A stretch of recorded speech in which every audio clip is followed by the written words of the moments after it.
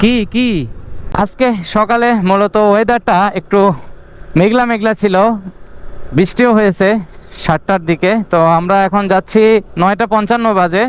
তো বের হয়েছি রাস্তাতে, দেখি কোনো পাম্পে আমরা তেল পাই কিনা। যদি পাই খুবই ভালো হবে, কারণ নিশ্চয়তা নাই, দেখতে পাচ্ছেন তেলের কাটা লাফালাফি করতেছে। আর এখন ওয়েদারটা একটু রোদেলা, অনেক গরম লাগতেছে।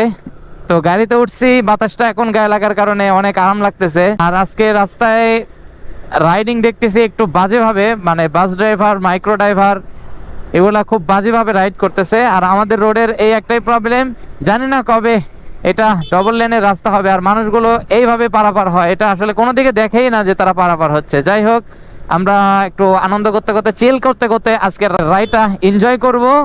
আর আজকে আমার সাথে এই চ্যালেঞ্জে আমার সাথে আমার যুক্ত আছে আমার বন্ধু নাহিদ, তাকেও আমি সাথে নিয়েছি।